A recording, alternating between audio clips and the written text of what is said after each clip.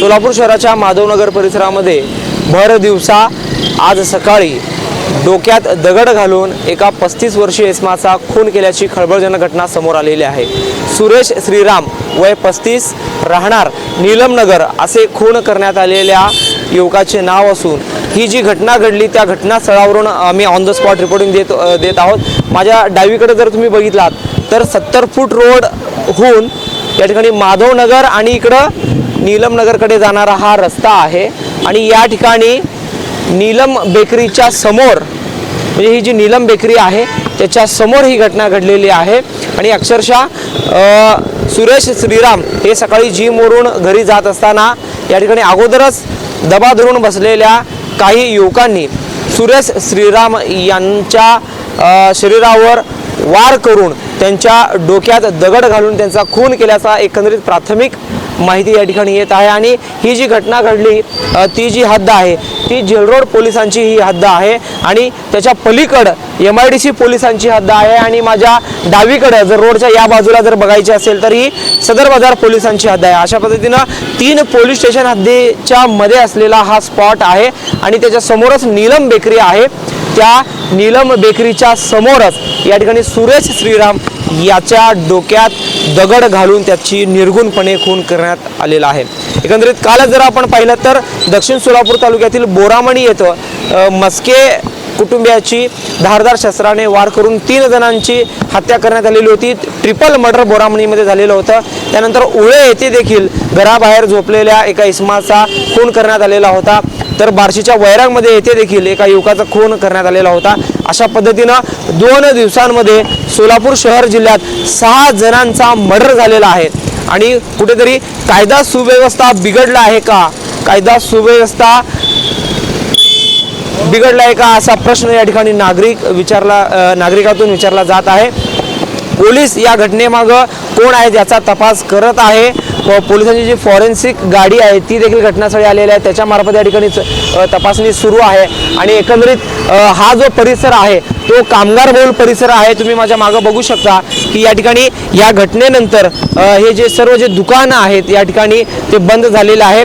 भर दिवसा या ठिकाणी ही जी घटना घडलेली आहे बाजारपेठेचा हा परिसर आहे। मागे 70 फूट रोडला हा रस्ता जातो आणि पुढं या ठिकाणी आकाशवाणी केंद्राकडे लक्ष्मीनारायण थिएटरकडे हा रस्ता जातोय आणि अशा भर रस्त्यावर भर दिवसा खून झाल्याने सोलापुरात खळबळ उडालेली आहे। सुरेश श्रीराम याचा या ठिकाणी मयत झालेला आहे। तो सुरेश श्रीराम नावाचा इसम मयत झालेला आहे। ही घटना कशामुळे घडलेली आहे, आरोपी कोण आहेत याचा तपास पोलीस तपासांती आपल्याला लागणार आहे। मात्र या घटनेनं एकंदरीत हळहळ व्यक्त केली जात आहे। भर दिवसा या ठिकाणी खून झालेला आहे। फॉरेन्सिक विभाग असेल पोलीस असेल या घटनेचा अधिक तपास करत आहे। जे मृत जे सुरेश श्रीराम आहे त्याची जी दुचाकी आहे ती देखील या ठिकाणी घटनास्थळी आहे आणि ज्या हत्याराचा वापर करण्यात आलेला आहे तो जो दगड आहे तो देखील या ठिकाणी घटनास्थळी पडलेला आहे। आणि जो मयत आहे त्याचा जो गॉगल असेल किंवा घड्याळ असेल किंवा चप्पल असेल ते देखील या ठिकाणी स्पॉटवर आहे। एकंदरीत DCP विजय कबाडे यांनी देखील घटनास्थळी भेट दिलेली आहे।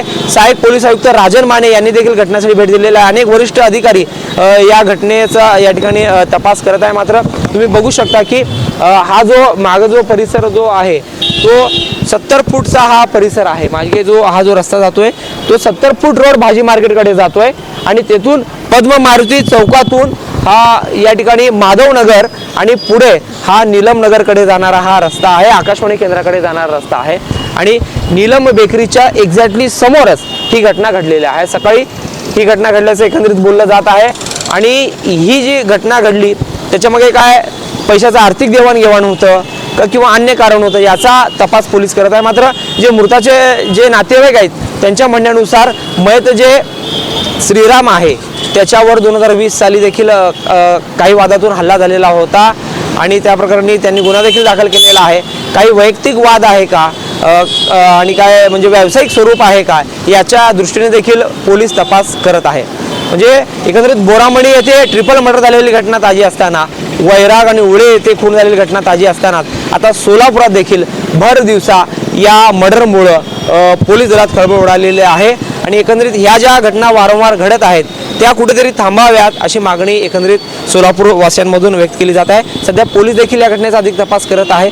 पोलीस पथक असेल, फॉरेन्सिक व्हॅन असेल ते या ठिकाणी आलेलं आहे आणि परिसर देखील या ठिकाणी बंद केलेला आहे, वाहतुकीसाठी या ठिकाणी बंद केलेला आहे आणि या दृष्टीनं नेमकं या घटनेमागं कोण आहेत आणि याचं कारण काय आहे त्याचा तपास या ठिकाणी पोलिसांकडून सुरू आहे। मात्र भर दिवसा सोलापुरात झालेल्या या खुनी हल्ल्यामुळं कायदा सुव्यवस्थेवर प्रश्न विचारले जात आहेत। जरूर साहेबसोबत अकबर बागवान, लोकप्रधान सोलापूर।